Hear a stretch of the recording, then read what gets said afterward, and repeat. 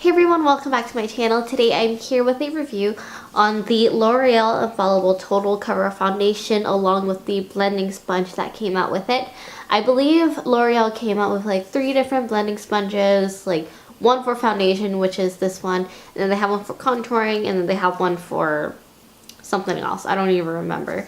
But I purchased these two from Walgreens. I believe it was buy one get one half off at the time that I bought it, and then the total cover was about like $14 or $15, and then the sponge was about $11 if I'm correct. I don't really remember exactly how much, but it's around that price range. It varies depending on the store, and it varies depending on whether or not you buy online or in store in your location. So the price will be around that point, but definitely more than $10. The claims of this foundation is that it's supposed to provide you with full coverage with a natural finish. It's supposed to be super lightweight and seamless on the skin, and it's just supposed to make you look flawless. You can even use it on your body. As L'Oreal says, you can use it on your face and your body or just anywhere where you want coverage. So I got the shade in 305, and I am about an NC 30-ish. The Kogan Dough I wear 213, and Giorgio Armani Luminous Silk I'm about 5.75 I believe, or 5.5. I am 5.75 in the Giorgio Armani Luminous Silk. In the Hourglass Vanish Seamless Foundation I am Warm Ivory. So if that gives you any type of clue as to what shade you should get, then I hope that helps. Today I am wearing the foundation, so if it looks any good, then this is the foundation. I did use 2 layers of foundation today. So let's go ahead and start off with the sponge.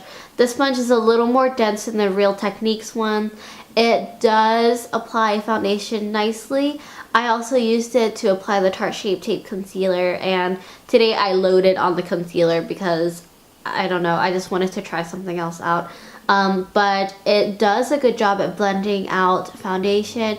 It doesn't leave any like streakiness behind. I feel like it works really well, but considering it's more than $10 and the Real Techniques is like $5, $6, I would rather just buy the Real Techniques. But it is a nice sponge. I've used it a few times. It washes out well whenever you do clean it.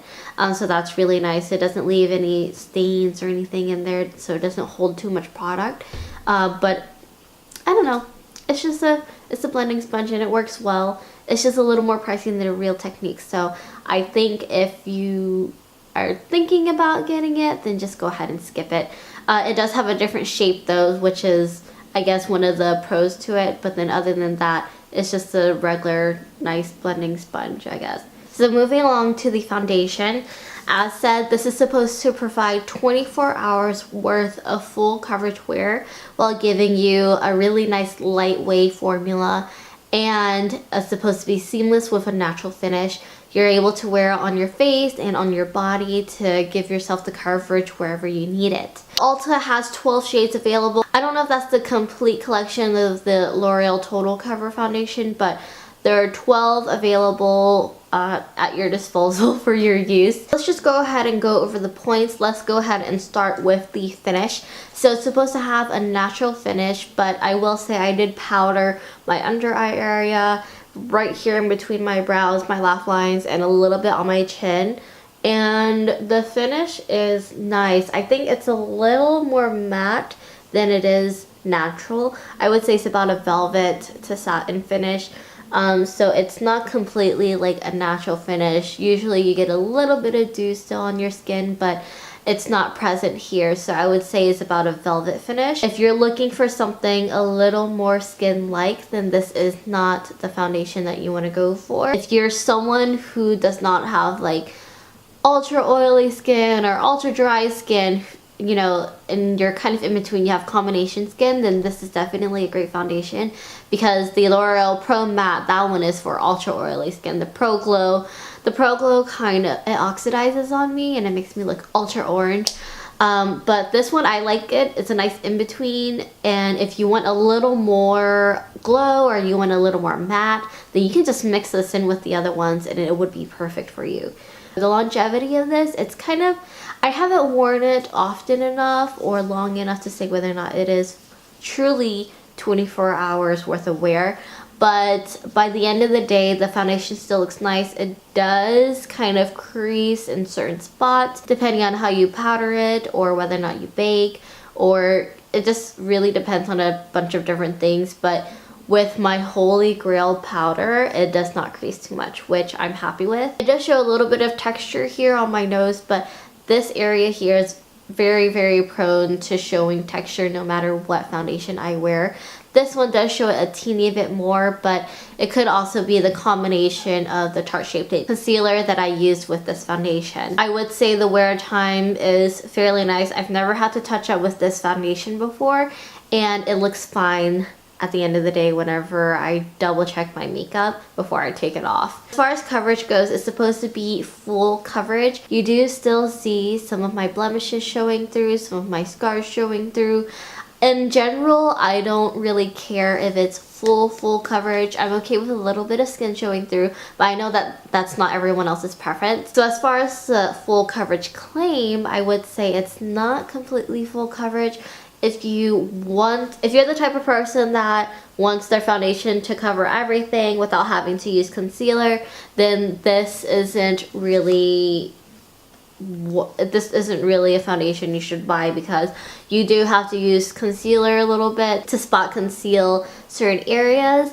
Luckily for me, most of my blemishes are around this area, this cheek area, so it's covered up by blush and bronzer anyways. But for other people where their problem areas are elsewhere, where you won't have as much product there to cover it up, this foundation does not work as well as other foundations that I've tried. So if you're used to the high coverage of the Estee Lauder Double Wear, then this isn't for you. Because this is not as high coverage as the Double Wear foundation. But I will say that the coverage is really nice. I do like the way it looks on the skin. I would say it's medium full coverage. If you go with a third layer, I don't think I'm going to go on with a third layer, but a third layer will probably cover everything. But one layer I would say is about medium coverage. 2 layers is medium full coverage, and then 3 layers would probably be full coverage. Yeah, so that is the deal with the coverage. As far as the texture goes, it is like mousse. So whenever you squirt it out, it is like airy and moussey.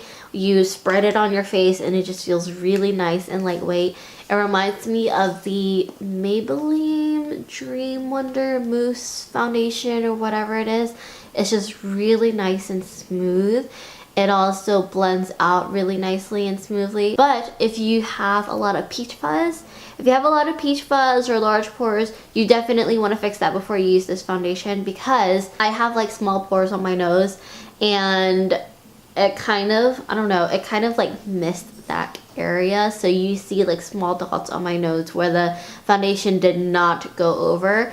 And then peach fuzz wise, you're gonna want to like shave your face or epilate it or wax it, do something with it. So it is supposed to have a moussey consistency, but I also feel like because of that, the little hairs will show a little more. So around like my mustache area, like I need to epilate that, but some of the hairs you can see a lot more with this foundation than if I wear other foundations. So that may also be partially because of the finish of the foundation or the coverage, or just it does feel really nice and lightweight, but as far as the hairs on your face go, it's not gonna look good. Overall, I would say definitely get it.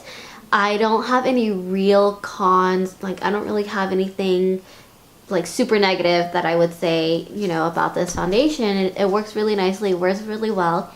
It is lightweight. It is not as full coverage as it says it is.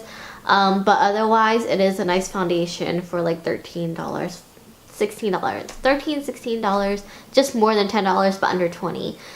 So I feel like L'Oreal did a very good job with this foundation. And yeah, so pretty much that is how I feel about this foundation. Please let me know your thoughts below in the comments.